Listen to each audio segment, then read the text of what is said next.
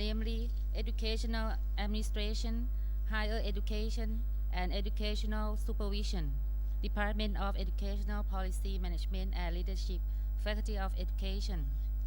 The Professor Wichit6 Public Lecture Project took shape in 2009 in honor of Professor Wichit6 former Minister of Education, ex-faculty member and chair professor of Educational Management and Higher Education, who has significantly contributed to Thai education. Under his unfailing support and encouragement, the Professor Wichit6 Public Lecture has become a vital part of academic conference projects under the cooperation between faculty members of the said three divisions. This public lecture project mainly aims to: first, transfer and disseminate bodies of knowledge in education, focusing on educational management, higher education, and educational supervision. Second, promote creative and analytical thinking in areas of educational management, higher education, and educational supervision.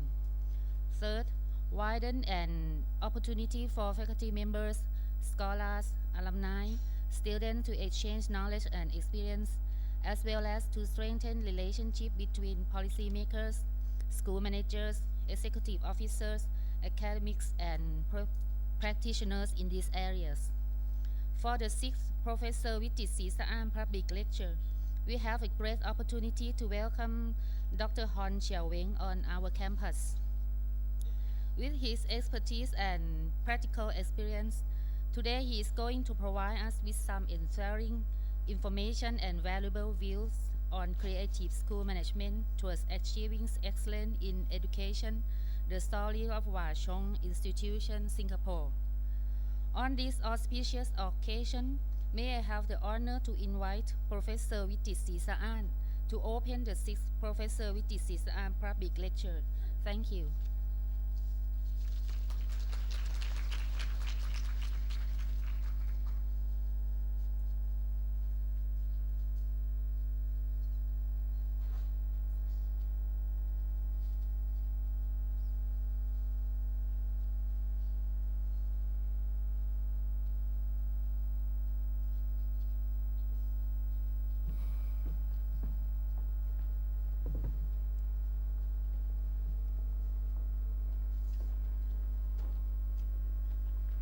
Dr.Hon Chiew Weng, distinguished guests, ladies and gentlemen, it is indeed a great pleasure and honor for me today to preside over the sixth public lecture in honor of Professor Dr. Wichit6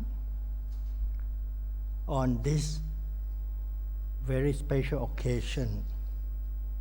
I am pleased and honored to extend a warm welcome to our honorable speaker, Dr.Hon Chiew Weng, the principal of Chong Institution, Singapore, and to all the guests with us here today. Dr. Hon is well recognized by both national and regional communities.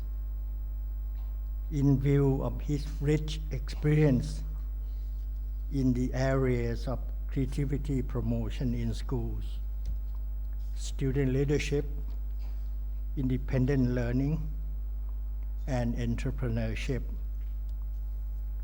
From his hands-on experience, Dr. Hon is going to equip us with some valuable perspectives, such a lesson learned from an interesting case of Chong Institution.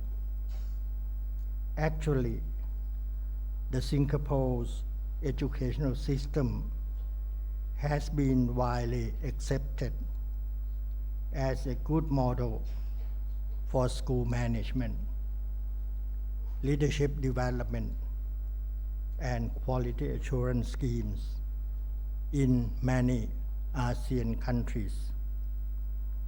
At present, one of the most critical issues or strategies that has been high on agenda of Thai educational plans and programs is that how to appropriately and successfully equip our educational personnel and learners with creative thinking, service mind, and community leadership to drive towards academic excellence, both in the national and international arenas. Last but not least, I would like to take this opportunity to express my thankful appreciation to the divisions of educational administration, higher education, and educational supervision in the name of the Department of Educational Policy, Management and Leadership, Faculty of Education,ฬาลงกรณ์ University, for their active cooperation in organizing such a special event like today, where faculty members, academics, scholars, school managers, executive officers from educational institutions and organizations, educators and students from various institutions are assembled to exchange their ideas and experiences about the intriguing topic on a story of education in Singapore, reflected by a real practitioner. On this positive note, I am confident that rich and practical experience of our speaker, Dr.Hon Chiew Weng, will endow us with many initiatives and ideas on how to successfully transfer into practice the knowledge obtained from today's lecture to creatively develop our own system with active cooperation from all the stakeholders and public concerns. Thank you very much. Thank you very much.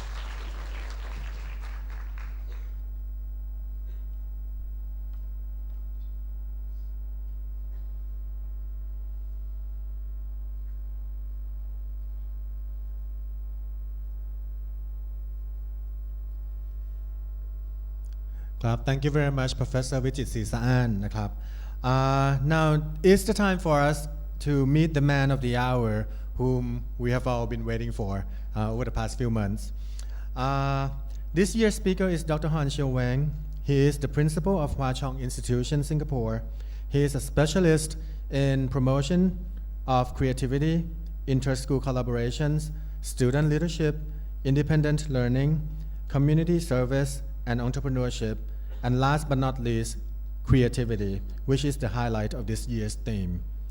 Creative School Management Toward Achieving Excellence in Education, a story of Chong Institution, Singapore. I'm sure that Dr. Hon has a lot to tell us about his school and Chong and Singapore at large. The session will be divided into two parts. The first part will be a presentation by Dr. Hon, and it will last for about an hour or so. And the second part is a sit-down, like a coffee talk, question and answer, in which I will be the moderator for you and Dr. Hong. So as you can see, if you look back to your back, you see two microphones in the middle of the room. If any time that you feel like there's a question that you would like to address Dr. Hon personally, you may write it down and you can go to the microphone yourself during the sit-down session, and you can ask Dr. Hon yourself personally. Or if you don't feel like it, but still you would like your question to be addressed, there will be may I see your hands please คนที่จะเป็นผู้ช่วยฮะ these people will be on the side. You just raise the questions and then they'll come and collect it from you and they will send it on stage and I will be the one who address it for you. as time appropriate. Are we okay with that? Thank you. So their English proficiency is good. You have nothing to worry about. They understand me. Okay, not to waste any time, may we all please put our hands together as we welcome Dr.Hon Chiew Weng from Chong Institution on stage, please.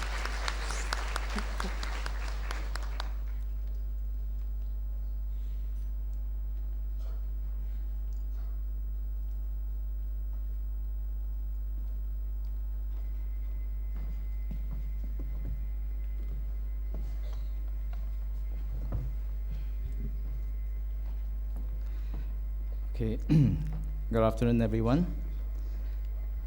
I hope my slides are there. It's coming.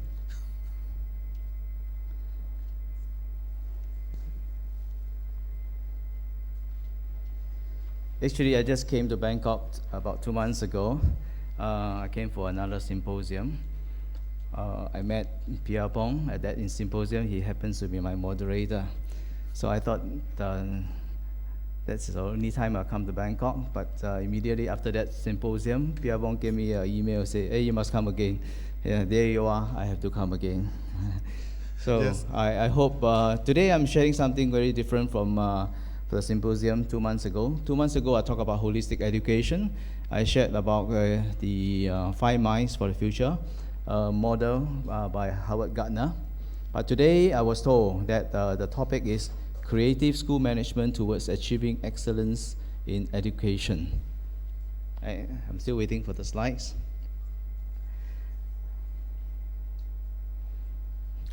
Yeah. It happens every time, so this Yeah. is normal. So normal. So I can't press any button to get things done. We can just keep talking. Yeah. So the key words here are the word creation, creative, and excellence. So these are the 2 things that I will be touching upon. When I look at this particular topic, I thought, it's not too difficult for me because all I need to do is to sit down in front of you to talk about my story. So whether it's useful to you or not, I'm not sure. Right? So you have to think about it, whether it's applicable to your situation, your context. I leave it to you. Right? I'm still waiting for the slides. Yes. Because without slides, it's difficult for me to explain to you because there are a few models that I want to talk about. Maybe while waiting for the slides, let me give you some introductions. My school is quite a big school. We have about 4,000 students, about 380 teachers, and another 120 staff members. All in all, I have to manage about 500 staff members, and at the same time, look after 4,000 students. It's actually grade 7 to 12. It's a junior high school, which is 4 years, plus another 2 years of senior high school. In Singapore, you find that it's quite unusual to have such a big school. There are only 2 schools of that size. The rest are smaller. Most of the schools are about 1,200 to 1,500 students. So this is one of the good big schools.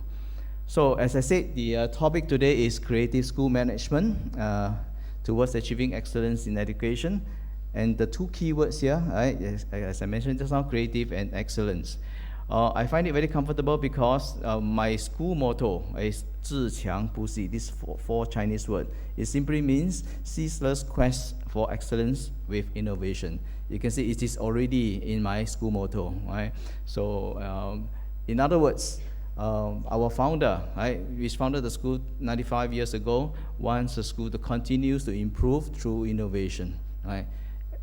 There's no non-stop improvement, right? So we are supposed to think about how to improve the school all the time. So sometimes we joke among ourselves, say, you must work until we die before we can stop work, right? So that's true, right? In Singapore, we are quite well known to be rebellious. Right? We don't follow instruction from the government. We always do things differently. So in 2009, this South China Morning Post from Hong Kong actually came to Singapore to take a look what are the things that we do, and eventually they say we are one of the world's most innovative school, right? And that was the report in 2009. 1 year later, we achieved a world-class excellence by getting this award called Singapore Quality Award.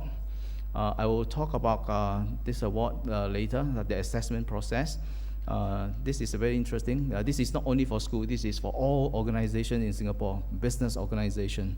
Right? So there are only 4 schools in Singapore managed to get this award so far. Right?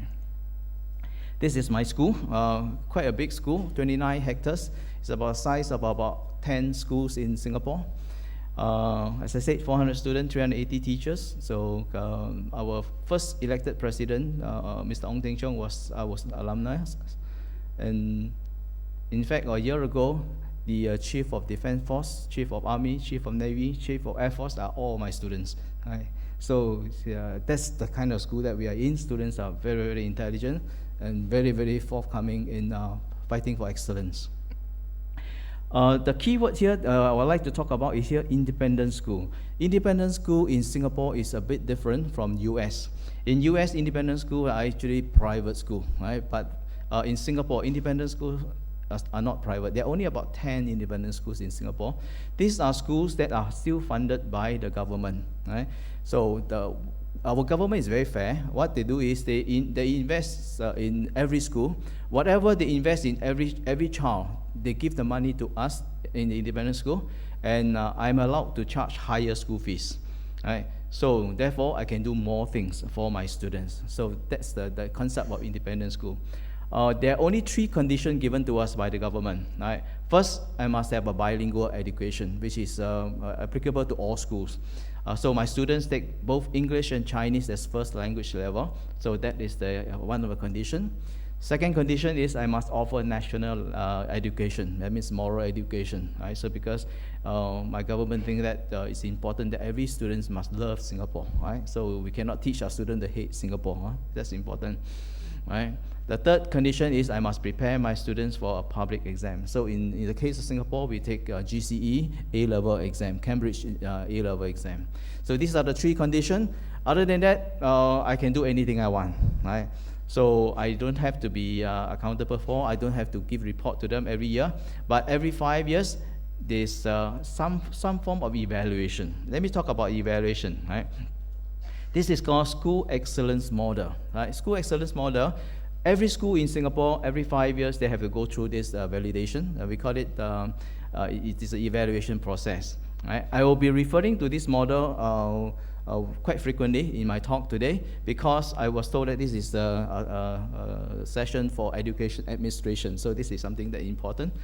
Now, in short, I call it SEM, School Excellence Model. SEM has 2 main portions. These are the enablers, these are results. Okay, so there are 2 dimensions.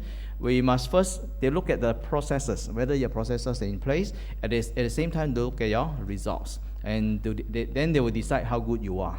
Right? So for the processes, right, you find that they look at leadership, they look at how you manage your staff, they look at how you plan ahead, right, and look at how you manage your resources and some of the programs that we have.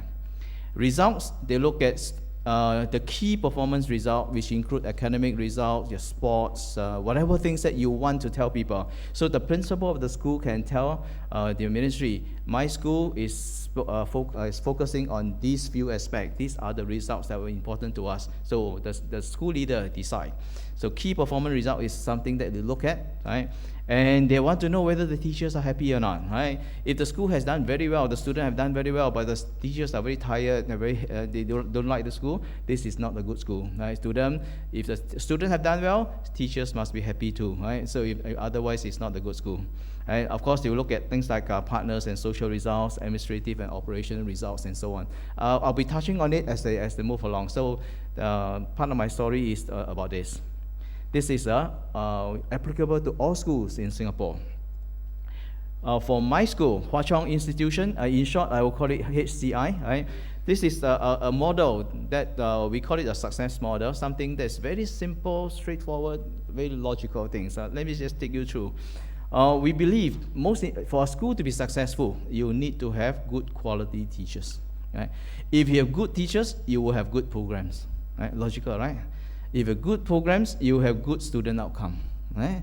So if you have good student outcome, what happens? You will attract more teachers to join you. And if you have more teachers who want to join you, I can select the best among the best. So it becomes a very positive cycle.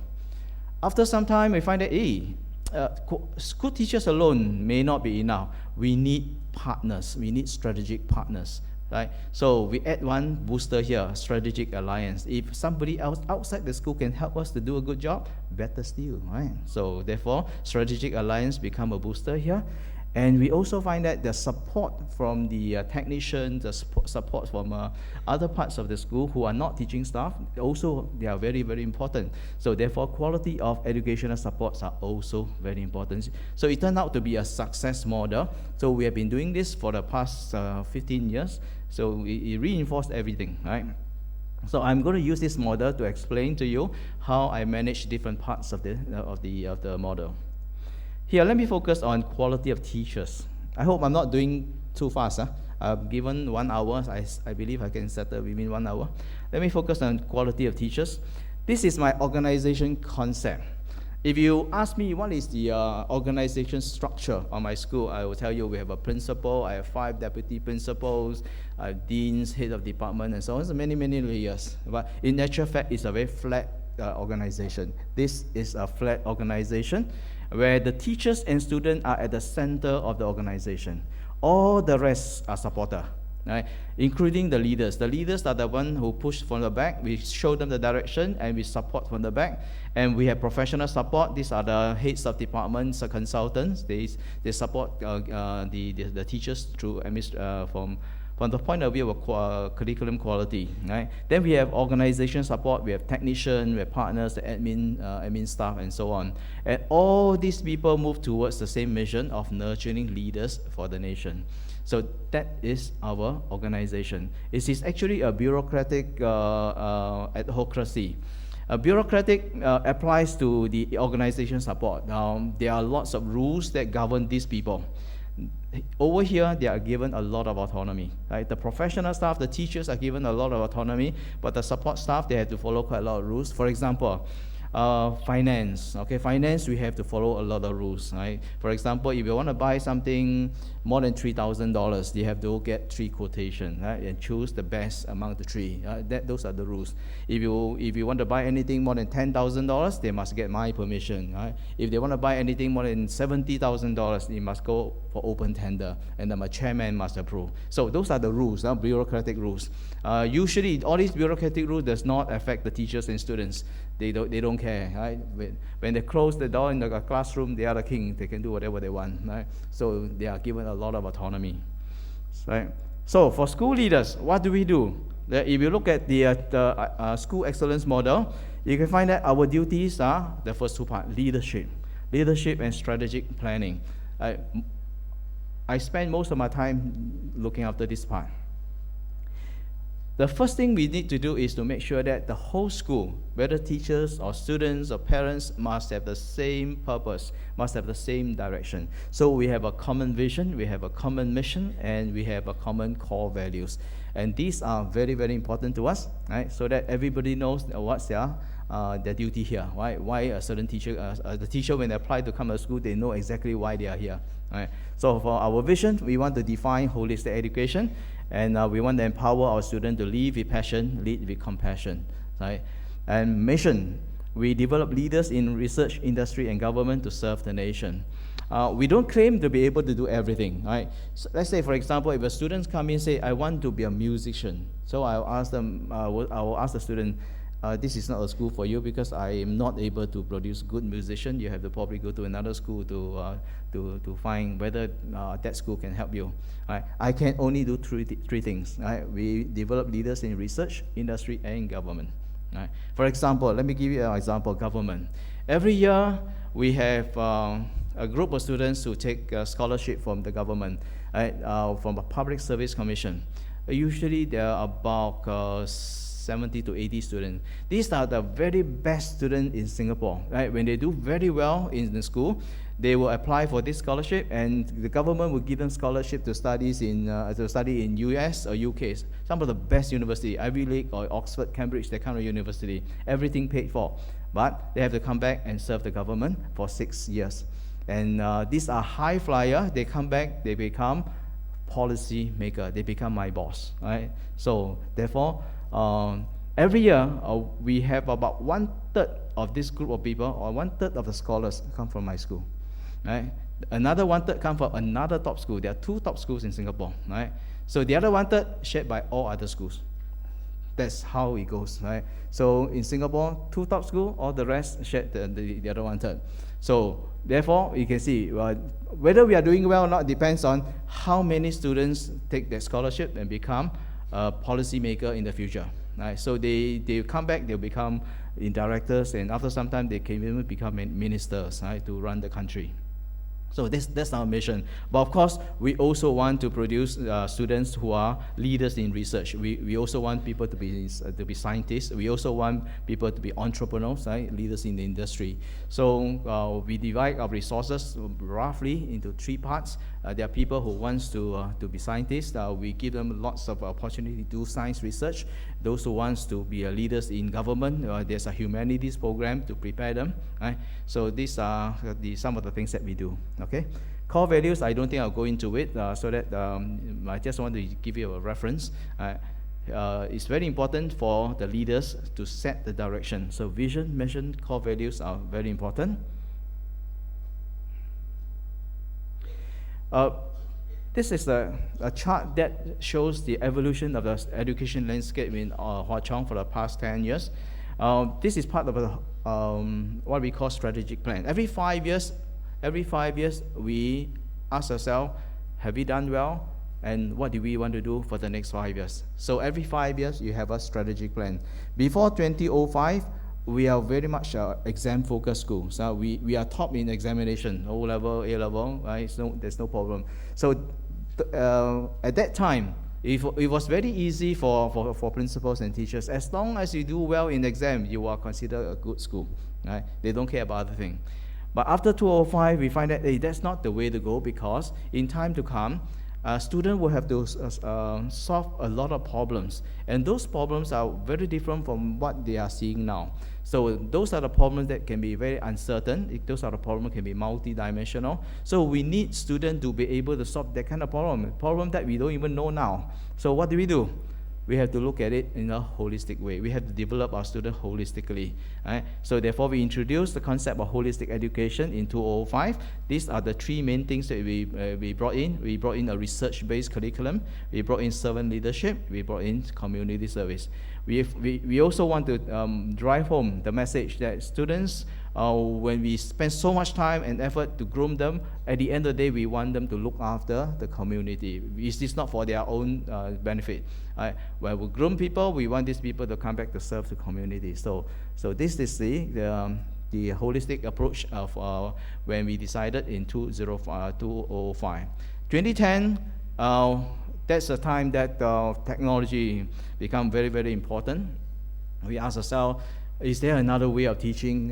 Must we have the teachers be the master of everything and start teaching students, and students can only gain knowledge from teachers? No, right? Definitely. So they can learn a lot of things from the internet. So we brought in the concept of borderless learning, where students can learn anytime, anywhere, anybody. Right? So, and this year is another year, a very important year, that we have to chart the direction for the next 5 years. So we are in the process of discussing with teachers, with stakeholders, with parents, and with our board. Right? This is how it goes. I'm trying to explain to you what we do, right, in different stages of our life. So in 2010, so because of the work that we have done, we are given this SQA. Right? So just now I mentioned about the SQA. So let's sidetrack a bit. We mentioned about the school excellence model, right? So altogether they are about 1,000 points, right? How to get this award? They are altogether 1,000 points. If a school or any organization get about 400 points, they will get an award called Singapore Quality Class, SQC. That means it's a good organization, it's a good school, it's a good company. Right? If you can get more than 700 points out of 1,000 points, you get an award called SQA, right? Singapore Quality Award. As I said, there are only 4 schools in Singapore get this award. And all in all, there are only about 20 organizations in Singapore have this award, right? Including things like the police force, the prison office, and so on.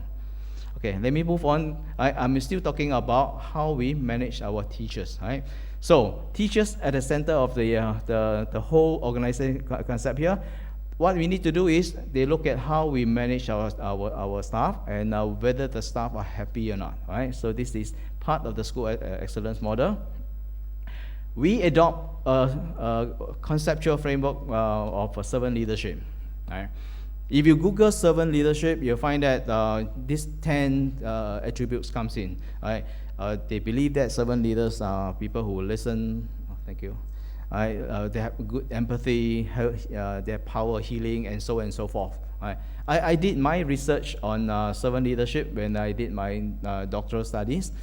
In fact, I was designing an instrument to measure servant leadership among students. So I simplified the whole thing. I noticed that the concept of servant leadership can roughly divide it into 3 domains. Here, first is people-oriented leadership, where leaders are supposed to care for people. Good leaders are people who develop other people, and good leaders empower the team members. This is the people-oriented dimension. Then we have a task-oriented dimension. All leaders must have this, visioning, goal setting, leading, right? So I'm not going to talk about it. You know more than me. And there's another dimension for servant leaders. You must be of high integrity, humility, and servanthood. So these are the 3 dimensions, okay? And if I were to compare servant leadership with transformational leaders, I think many of you are doing leadership, so you can see. The key difference here is transformational leaders have a very direct interest in organization goals.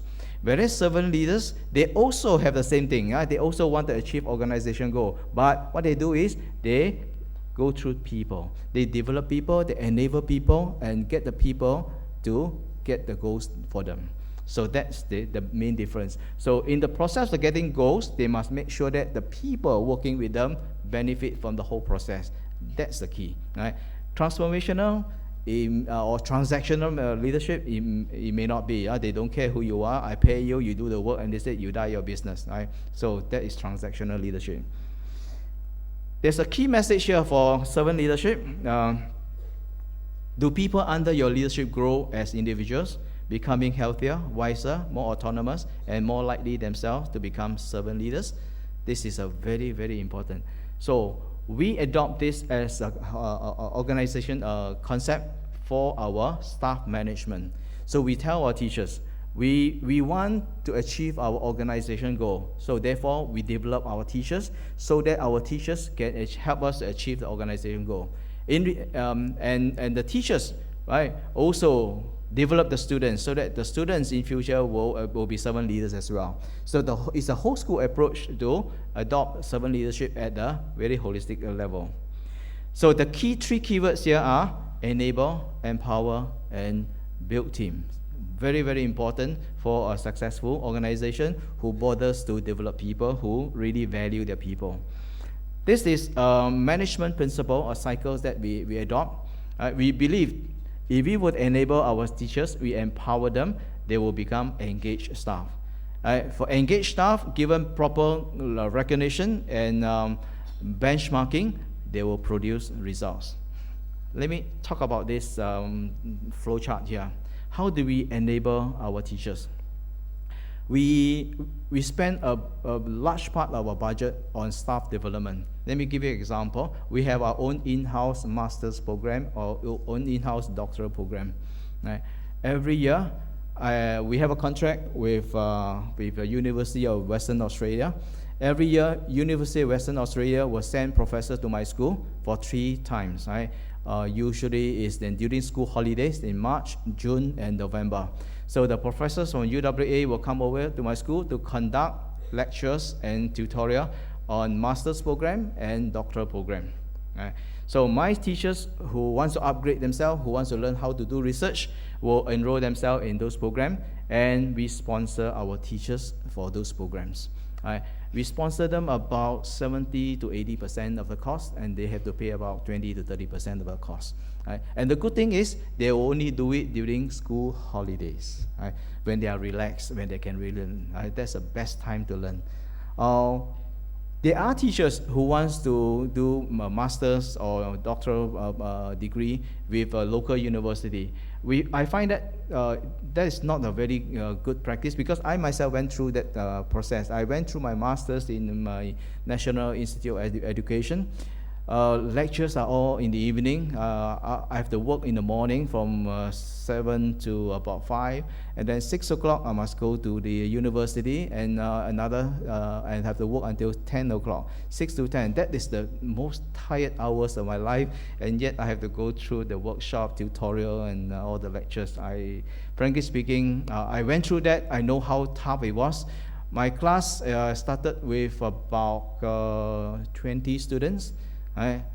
After half a year, half of the class drop out. So I told myself, no, that's not a good model.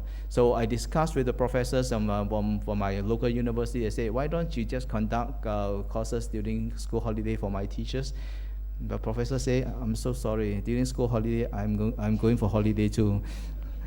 So no deal, right? So that's the reason why I approached the University of Western Australia. They say, yes, no problem. Our holidays are different. They come when we are free. So that's why we are able to have an in-house master's and doctoral program. Right? It has been there for 10 years, and they have produced many teachers with high quality. And the good things about this program is they are doing research that I'm interested in. For example, last 5 years when we are doing future school research, we are talking about learning anytime, anywhere. Right? So we're talking about using virtual campus for learning. We're talking about using internet for learning. So I have a group of 20 teachers who took a doctoral program, and they did their research on future school, different dimension of future school. Right? So all their doctoral research will become my paper. Right? So eventually it helps me to know to find out whether things that we have set to do, is it successful or not? If it's not successful, why? So to ask teachers to do it for free, nobody will do it for you. Right? Even you pay them, they won't do. Right? But when they are doing it for a degree, they will, no problem. They finish the degree, happily give me the thesis. Right? So that's how we enable our teachers. So it's very, very important to enable teachers. We always believe that if our teachers learn more, eventually students are the one who will get the benefit. Right? So now let me go on to talk about empowerment. How do we empower them? Empower them, you need to trust them. We adopt a very special system. In my school, in Chong, right, we don't follow the department system. All schools in Singapore follow this department system. They group teachers according to their subject. For example, if you are science teachers, you are in science department. You're a mathematics teacher, you're in maths department, and so on. Right? So if you are a science teacher, you have a head of department who is your head of science. So you have to take order from him. The trouble with that system is that they are only interested in their subject area. For example, if I'm a science teacher, as long as students do well in science, I'm happy. Whether you do well in English, whether you do well in mathematics, is not my business. So the focus is on the subject matter. So I say fundamentally it is wrong, because the focus should be on the students. Right? The students' welfare should be the most important. So in my school, instead of putting them in departments, I put them in consortium. Every consortium is like a mini school. Right? I have 1,700 students in this is junior high school. Each one has about 400 students from grade 7 to grade 10. Right?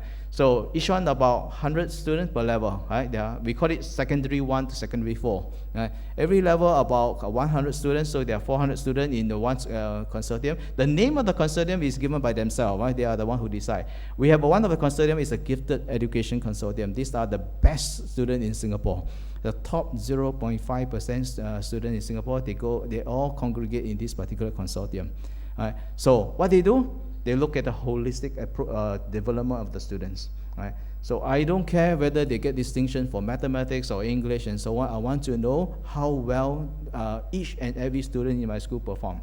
Right? So If the students are not performing well, all I need to do is to go after the director of consortium. He will be able to tell me, so and so underperformed because he's able to update me.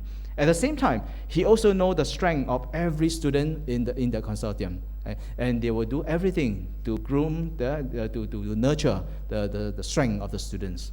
Right? So, for example, students are very good in science research. Right? The director consortium, with the help of the team of teachers, will groom that particular student in that particular direction. So, we find this model a very good model because it is a very student-centric approach.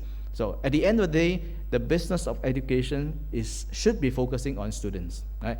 Students' success, whether they're successful in science or arts, it doesn't matter. So most importantly, the student must be successful. Right? So that's the approach.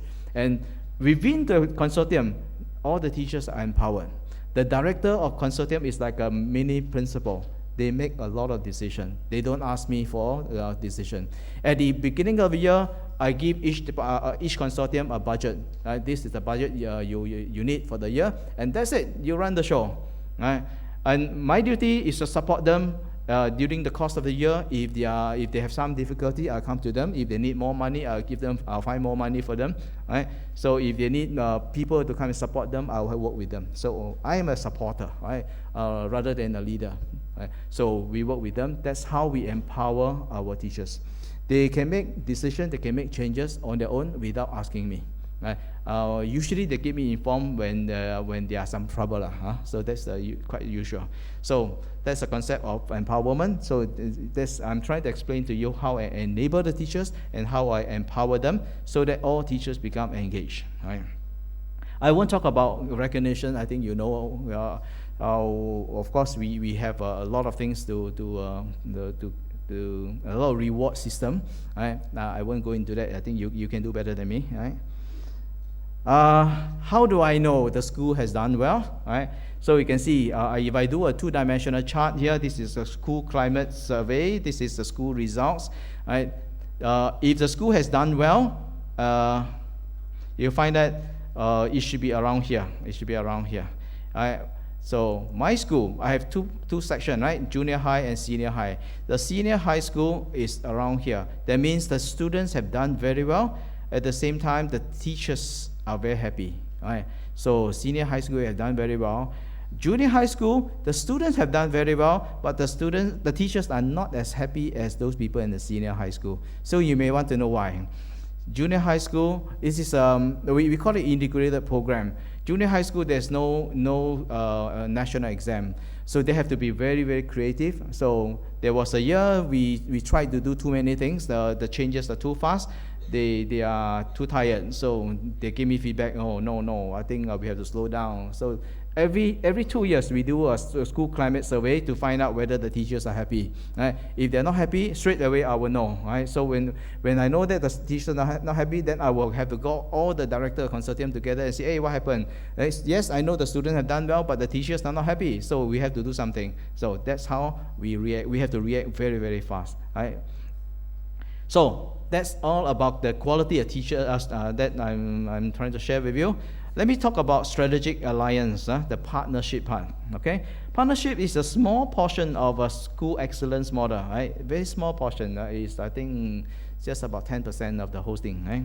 But it's very, very important if you really want to do exceptionally good work. If you want to do world-class work. Let me explain to you. Chong worked with about 100 partners across the whole world, except Africa. Okay, so we have not touched Africa yet. Okay, we have partners in Asia, in America, in Europe, in many, many places. For example, in Beijing, we have a satellite campus. We work with one of the top schools in Beijing. Every year, I send about 50% of my students to Beijing for immersion. Right? So they spend about 6 weeks in Beijing, and they learn a lot about their culture, the history, the political system. Eventually, some of these people will probably be business leaders or political leaders who may have to go to China for survival. Okay, they have to do business with people from China. So immersion in China is very, very important to me. Right? We also have lots of network in the southern part, in Guangzhou, in Shanghai, and so on. So this is a very important part. We also have some collaboration with United States. I'll talk about it later. Right? I mentioned about UWA, right? And some other, and also the Netherlands, Taiwan. Taiwan stands for the Hague International Model United Nations. So Taiwan, Netherlands actually have a conference in Singapore.